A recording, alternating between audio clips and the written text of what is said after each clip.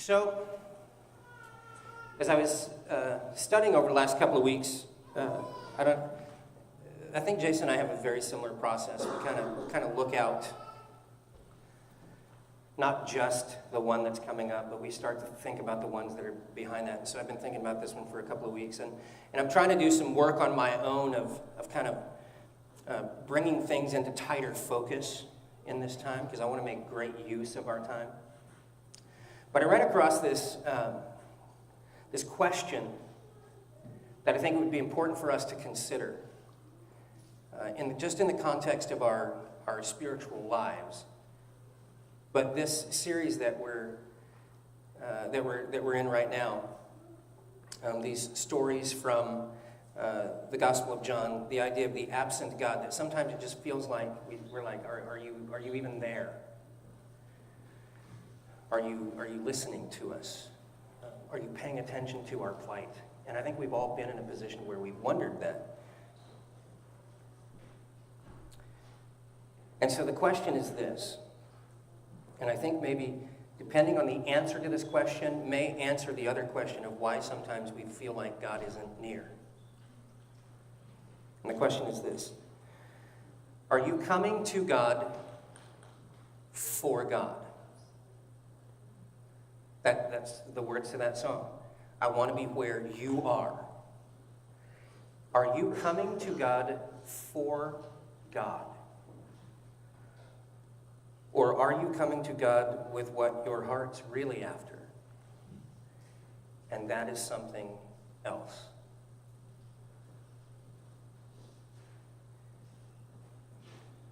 Are we pursuing a relationship or the presence of God for, at its ultimate point, His presence with us? To receive from Him anything that He has to offer to us.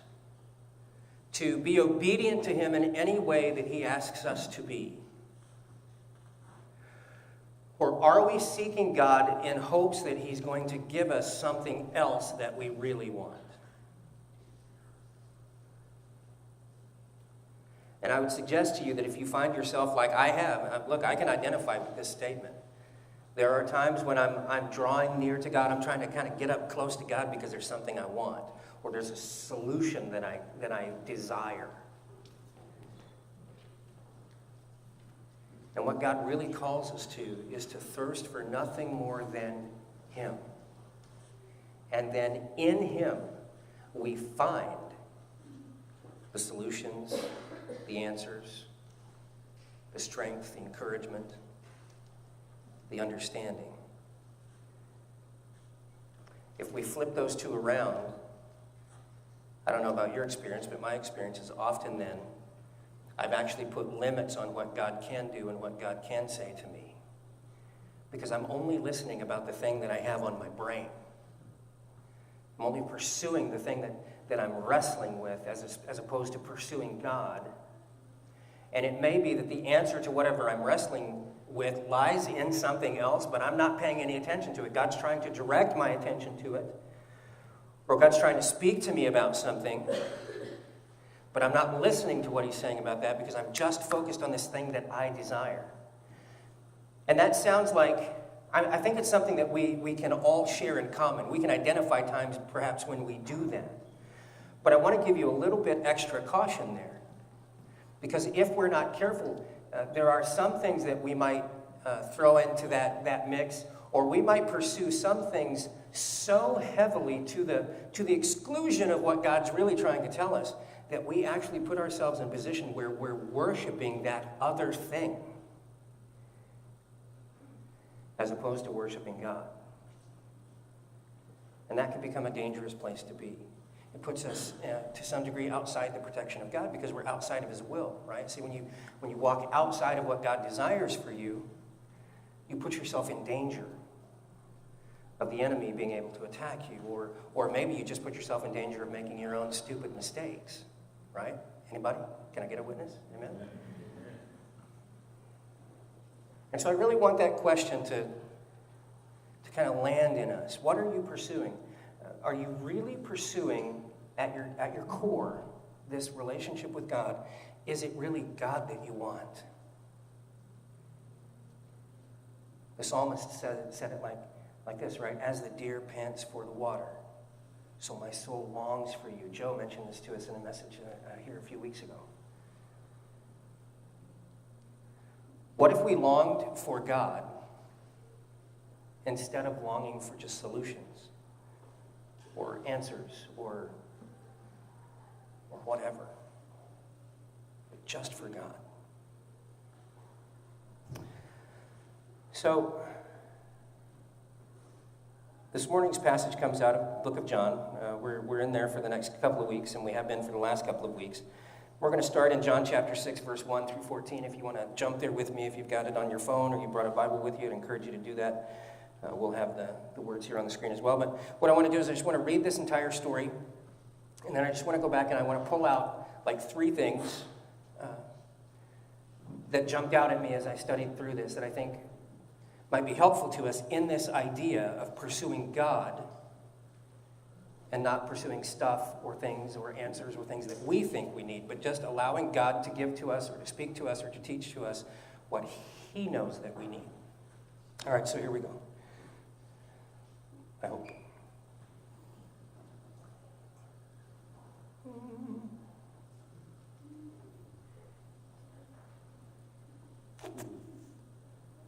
All right, Hunter, can you help me out back there? Actually, let me reconnect. Maybe it's just me. You know, I spent about 15 years professionally working in the computer industry. They're not your friends. I don't know if you've seen Transformers, but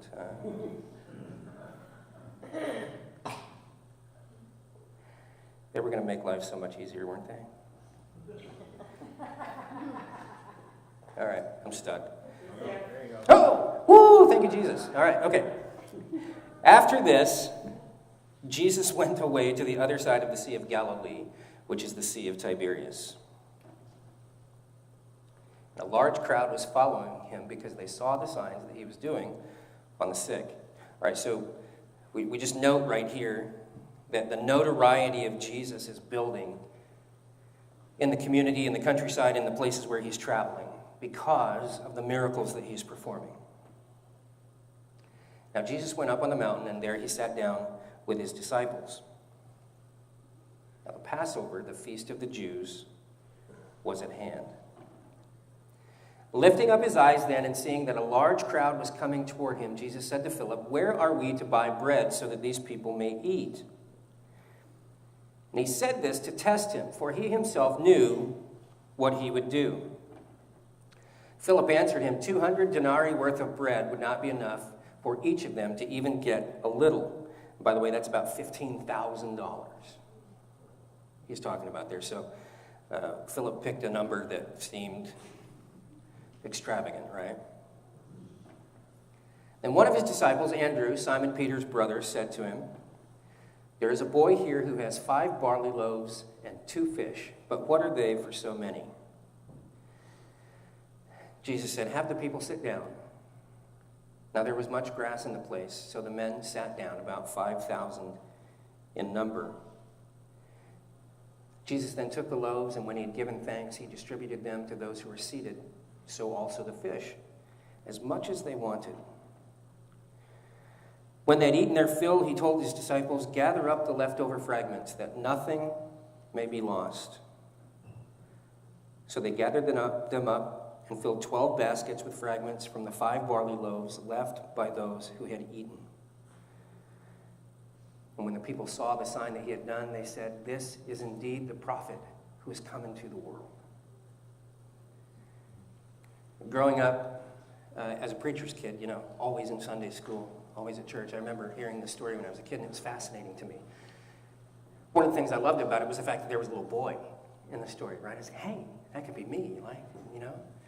And that was fascinating to me. But I loved the idea of Jesus looking at the need that was around him and challenging those next to him to say, what could we do about this? Hearing their ideas, and then God, Jesus, coming in with his solution. I think this isn't a bad picture of how our lives with each other should work sometimes. When we are facing those problems and we are seeking answers. I don't mean to say that when we should seek God, that we shouldn't seek answers for the things that are going on in our lives. I mean, he asks us to do that, right? He says, cast your burdens on me. The place I think where we kind of get off track is that if we were in charge of this situation, we might end up focused on the fact that there's 5,000 men, which, by the way, most scholars believe that this means, obviously it wasn't just men hanging around, right? We know from other stories that mixed in the crowds of those who were following Jesus, there were children, because this one occasion happens where the children are trying to get close and the disciples are like, hey, you kids, get out of here. And Jesus rebukes them. He says, hey, don't do that. These little ones, they understand the kingdom of God. You make sure they can get as close as they possibly can. And then there's other times where we see the stories of, particularly like the woman who has the issue of blood. She works her way through the crowd until she can just grab the hem of his cloak and she's healed. And so we know that in these stories like this one where it says there's 5,000 men, there are women and children there as well. And most scholars believe that there were actually probably about 20,000 people following Jesus at this time. 20,000. That's twice the capacity of the Sullivan Arena. Pretty close. That's a lot of people. And if we were in charge of this situation, if Jesus wasn't in this scenario, or if we weren't seeking God for his presence, but we're only seeking God for solutions, we might look at this situation and go, there's absolutely nothing we can do about this. Even if we had 15 grand in our pocket, we couldn't feed 20,000 people enough that they would get more than just a little, is what Philip said. And so we need a lot more than that. And then if we discovered, let's say we're at the Sully for an Aces game. Boo, Aces. And the place is packed out. And there's no food. But there is some kid that's got a couple of dogs and a soft drink. It's not going to solve the problem, is it?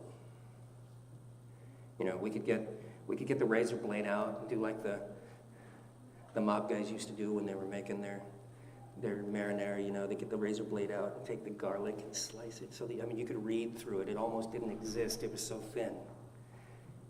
We could try to slice up those hot dogs small enough to feed 10,000 people. It's not going to work.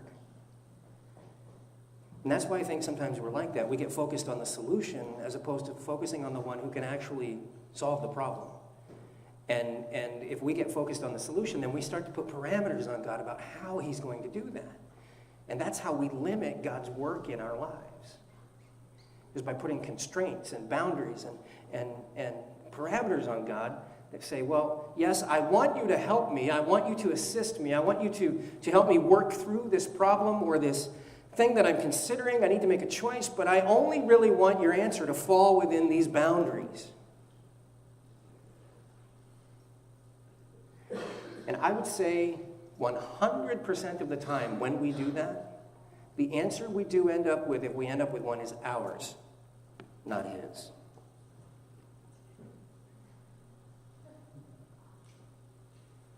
So we see a couple of things that happen in this scenario. 20,000 people. We go back to verse 2.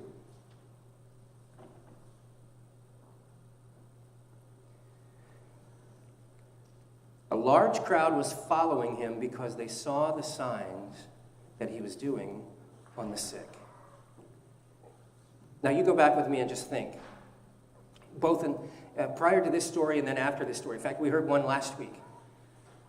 The healing of the man at the pool of Bethesda, right? He's laying there for we don't know how long, like 3 decades or something. And he hasn't been healed. And Jesus heals him. The religious leaders, they're upset because the guy's carrying his bed on the Sabbath. They're not upset that he laid there for 30 years and couldn't even lift up his head, basically. But now he's carrying his bed on the Sabbath, so they're mad because he's working. You're not supposed to labor on the Sabbath. And they're like, who told you to do this? And the guy's like, I don't know. I was laying there. I was laying in my same spot. I've been laying in for 30 years. And he came by. He healed me. He told me to take up my bed and walk. And listen, I haven't walked in 30 years. If some guy tells me that I can do that, I'm doing it. Later, he ends up at the synagogue, and he sees Jesus teaching. He goes, hey, that's the guy. And then he begins to tell people. But think in your minds, other stories that you've heard from the Bible. What are the kinds of things that Jesus is doing? It's like giving sight to blind people. Some blind from birth.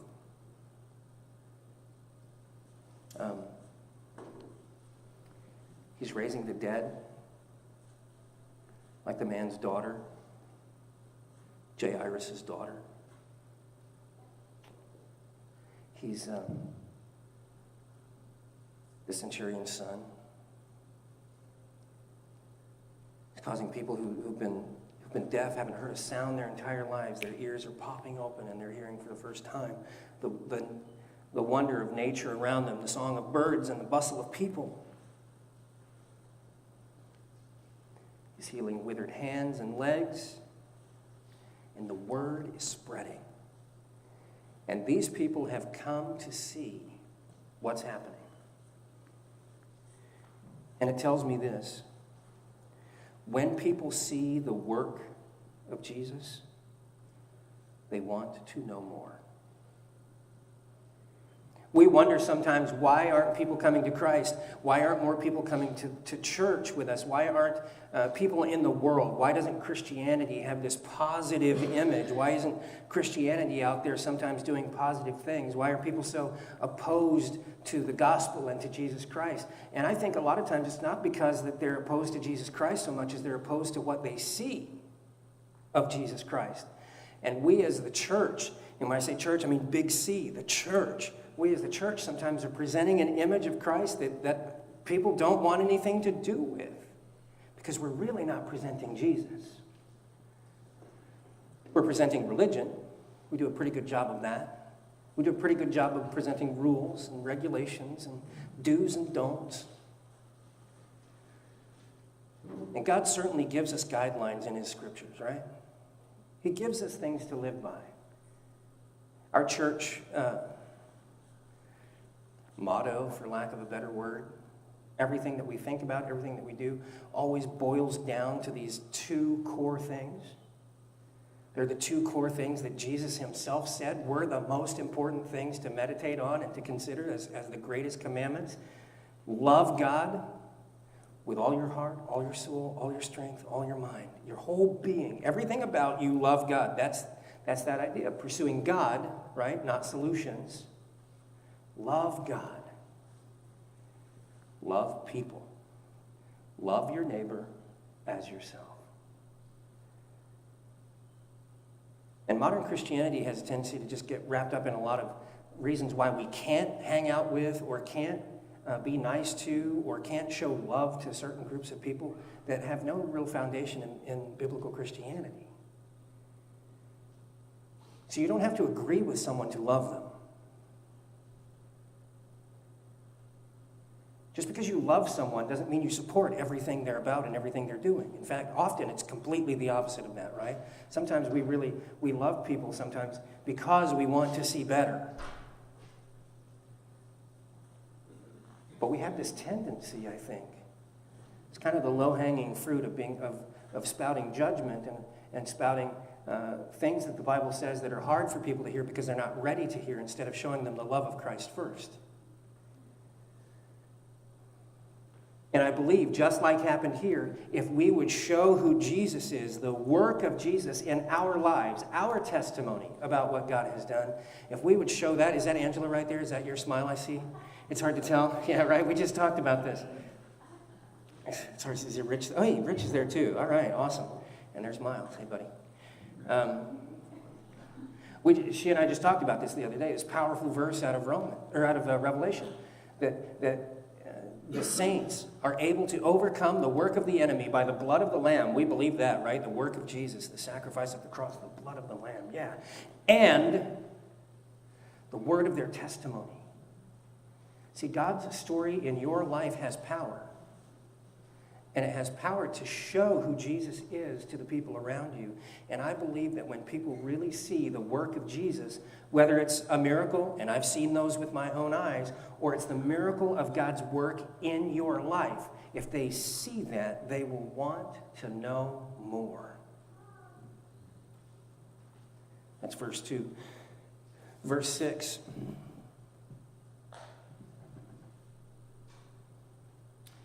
Now this is where the story says, Jesus looked out and he saw this massive crowd of people blobbing over the mountainside, right? What am I going to do? And he says, what should we do, guys? And I love this. He asked Philip this question, right? To test him. For he himself knew what he would do. Now notice this isn't a... don't get confused about how God might test people. God doesn't test us in ways to catch us in an aha moment. Right? He's not looking for opportunities to go, aha! I gotcha. I knew it. He's not like that. The Bible says God doesn't test us that way. When God tests the disciples here, he's testing them to understand their faith. Because he wants to teach them something.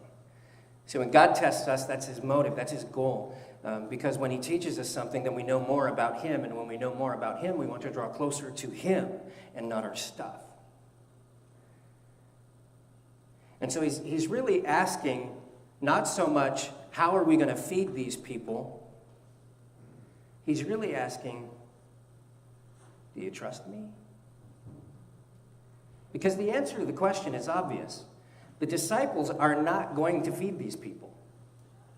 They don't have enough change in their pockets, and they don't have enough food in their packs. So Jesus asked this question to test him. And it tells me this. When our challenges arise, those ones that sometimes we focus on the challenge or the solution or the question more than we focus on the God who can help us with them. When challenges arise, Jesus already knows what to do. But he will check to see what you're thinking.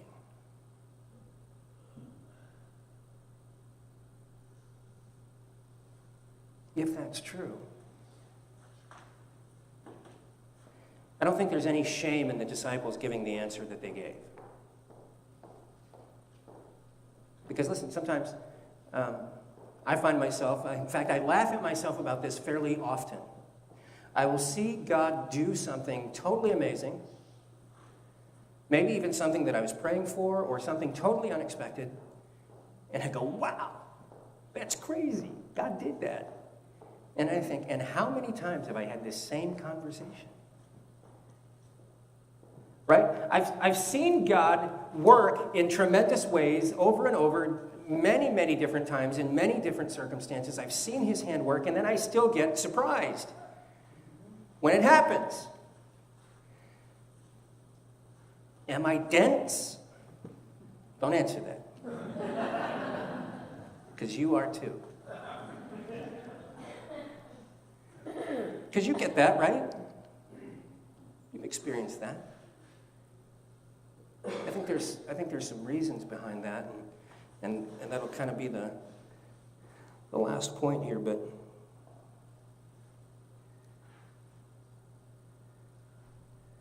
I don't know if that is a symptom of how we're still broken. Even though we've received Christ, those of us who are following him and have committed ourselves to be disciples, even though we've become a new creation and we're being created every day, we're growing. The Bible teaches us that there's this condition of sin in the world still causes things to be broken and out of whack, and we can't fully see God's work and his kingdom today here on this earth. The Apostle Paul says, right now it's like I'm looking through a glass, but it's dim, it's dirty, and I can't quite see all the details. But someday, when I'm with him in heaven, fully in the kingdom of God, I'll see everything crystal clear. But for now, it's like shadows and light, and sometimes I get a glimpse that I really recognize that, and then it gets clouded back over. I don't think God takes any pain with that. He understands. Now there are times when we are just being dense. What's Shawshank Redemption? Are you being intentionally obtuse? What did you just say? Sorry, I'm going to go off on a movie rant there. There are times, however, I think of the adventure that Jesus had with two of the disciples on the mountaintop, and they're up there, and the clouds have come down, and Moses and Elijah actually appear and are speaking to Jesus and the disciples, and they're having this, literal mountaintop experience. Same thing happened with Moses in the Old Testament. He'd go up and be in the presence of God, and God's presence would be so incredible. He'd come down, and his face would shine like a sun, and the people were like, whoa, weird. Jesus comes down from the mountain, and you've had mountaintop experiences, right? Like, this is awesome. And then you come back to reality, and people are like dumb. People around you are like, what's wrong with you? That's what Jesus said. He came down. The disciples were like, oh, I'm so glad you're back. We've been trying to heal this guy of this demon, and we can't do it. And Jesus is like, oh, you guys, what is wrong with you? So sometimes it's like that because we're kind of being intentionally obtuse. But this scenario where we're just faced with a circumstance that we don't have the resources, I don't know. I don't know how we're going to fix this, Jesus. I mean, if we had 20 grand in our pocket, it wouldn't work. If we had 25 grand, we couldn't fix this. And then you heard the story. One of the disciples, Andrew, brings over this little boy with the hot dogs and the drink, right? Some fish and some bread. Now, I always pictured in my mind that these fish were like little floppy fish, like little trout or something that you catch, but that's probably not the case because, you're in the desert. There's no refrigeration. Probably not carrying around fresh fish. Fresh fish, Probably either pickled or dried. Dried like our native friends would do here and many places across the globe. Or pickled, some way preserved so that it could be kept. But whatever the case, it was like still nowhere near enough, almost comically not enough. Like, could you imagine passing around the fish, just a nibble, It's like, it reminds me, my boys will identify this. If Karen ever asks you if she can have a drink of something that you have, say no. Can I get a witness back there? Yeah. Yeah. Because, can I have a drink? It'd be like, no. And you know how that's it. That's how it would be. Even if you wanted to pass around the fish and the bread to people and say, look, only take a little nibble, there's going to be people. Right? It's going to take more than they should. So there's no way it's going to work. It's absolutely impossible. So when God sees the work of Jesus, when people see the work of Jesus, people want to know him more. When challenges arise, Jesus already knows what to do, but he will check out what you were thinking. And then last, verse 12, sorry. And 13. So think of this, 15, 20,000 people. When they had eaten their fill. And you know what that's like too, right? I hear it, Scott. Gonna let the belt out, I mean, I don't know if people were being gluttonous, but they ate until they were satisfied. The story says Jesus took the gift of those little fish and those little loaves of bread, and he blessed them, gave them to the disciples, and said, "Go feed everybody." I would love to just be able to see that happen. That scenario right there. Like, what is on the disciples' faces at this moment? Do they buy in? They're like, "Oh yeah," right? I don't know, because I think they were kind of like you and me, and so I've seen God do miracles, and if I were in that moment, I'd be like, "What are you talking about? This will never be enough." But they went, they obeyed, and the people received enough food to be satisfied.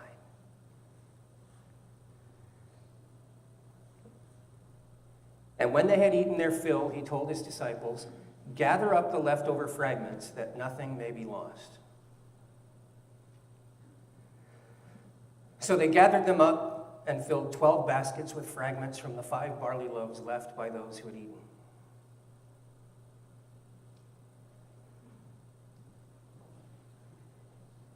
I'm sure there's significance to the 12 baskets, 12 disciples, right? So that each one of them could see. Because again, 20,000 people, 12 guys helping to feed them. Think about literally the physical distance between them as they're serving and working with some people. So if only this guy over here got a full basket, that disciple over there wouldn't know the miracle that had happened with his own eyes. And so God provided for each one of them to see fully what he had done. The work of Jesus' hand. Feeding these people with abundance. More than they needed. And each disciple saw then that miracle and the plenty that remained with their own eyes. There's a principle in here too that I just thought of. It's not in my notes. But I love this phrase. Every time I read it, I love this phrase. Gather up the leftover fragments, that nothing may be lost.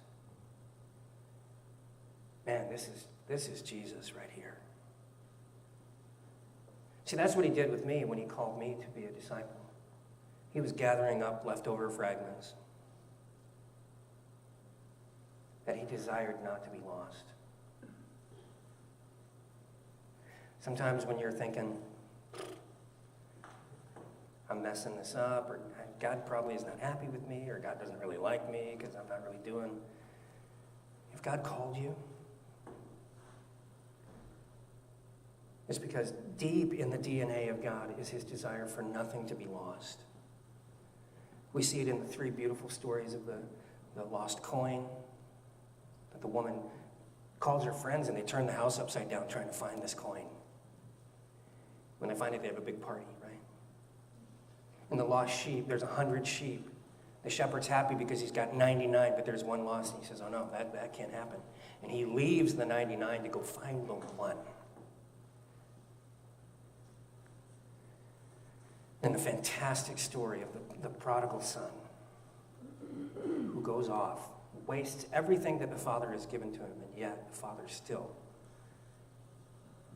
stands on the edge of the road, the porch at the house every day, looking towards the horizon, hoping that son's going to come home. And when he does, he doesn't punish him, he doesn't shame him, he welcomes him home, he throws a big party, and he celebrates because that which was lost has been found. And we see that here. Gather up the leftover fragments, not just to be good stewards of the resource, not just to be good managers of the funds and to feed other people, but to give this message that deep in the heart of God is the desire for no one, nothing to be lost. Nothing's a throwaway. No one is a throwaway. Everyone matters. And so, last point. The boy gave his lunch, basically, right? Jesus took it, fed 15,000, 20,000 people. When we give Jesus what we have, he gives us and others what he has. And it's always so much more than what we gave him.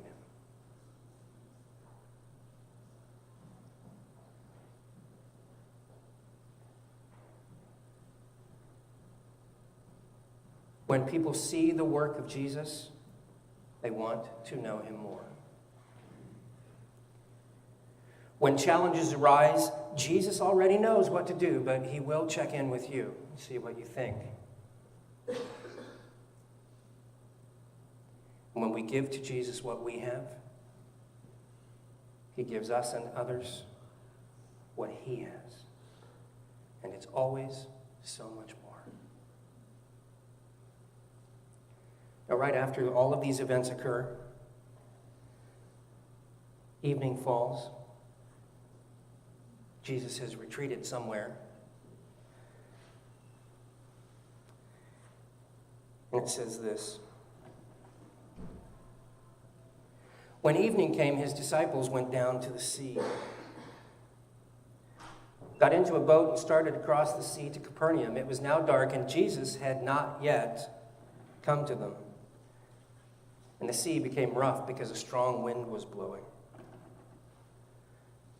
And when they had rowed about 3 or 4 miles, they saw Jesus walking on the sea and coming near the boat, and they were frightened. But he said to them, "It is I. Do not be afraid." And then they were glad to take him into the boat, and immediately the boat was at the land to which they were going.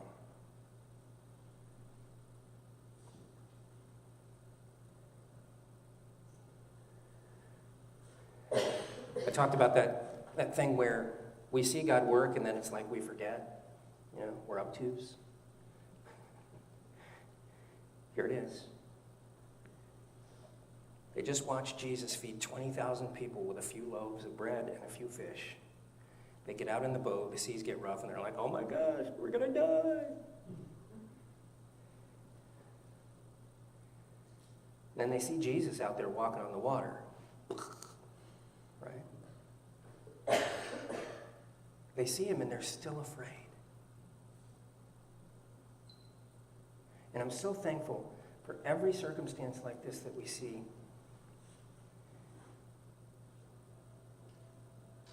Jesus just shows his love. He doesn't come up to the boat and go, "Are you guys being intentionally obtuse?" He doesn't say, "What's wrong with you guys? You remember what just happened? Like literally 3 hours ago. Did you remember that? Have you forgotten every single thing I've done? What is wrong with you guys?" He doesn't give them any of that. He sees their condition. He sees their need. And he says to them those important words that he says so many times, "Don't be afraid."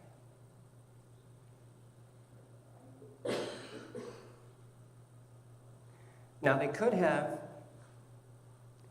if this were like the NBC version of, like, NBC television, like, the Noah thing, the Water World, John Voight. Is anybody? Anyone? They're terrible. Somebody just told me they were really excited to go see the movie Samson, and then they were just like, "Oh, it was awful. It was terrible." It was like, so not the biblical story. So if Hollywood made this little scene right here, it may very well have been that when Jesus came up to the boat, the disciples freaked out and started swinging at him with oars and tried to take him down and sank the boat. But that's not the actual story here. It says that they see him, he tells them, "Don't be afraid." They recognize who he is, and they receive him into their craft. They take him into their circumstance, right? It says they're glad to. Like, "Oh, Jesus, it's so good to see you." They take him in, and what happens? Immediately, their circumstance is better. They had rowed for 3 or 4 miles. The Sea of Tiberias was 10 or 11 miles across. We're halfway there. Jesus got in the boat, and it says immediately they were transported to where they were going. Listen, that's the kind of Jesus I want in my life, is the one who, if I will let him, whether it's trying to feed 20,000 people or I'm in a circumstance and I'm getting swamped and I'm afraid, that if he comes to me, if I'll let him, whatever my circumstance, it might not be solved, right? Might not be solved in the way I think it should be solved, because I'm not seeking my solutions, I'm seeking God. But every time he shows up and I will invite him into my circumstance, it will be better. If for nothing else, because I will not be alone. He wants this for you. He wants this for me. You have to take it, you have to receive it. You have to be willing to give up and let him do his work. Let him do what he wants to do. You can try to feed the 5,000 with what's in front of you, or you can ask God to help you. And every circumstance of our life is like that. We can do it, or we can ask him to do it for us. Would you stand for closing prayer?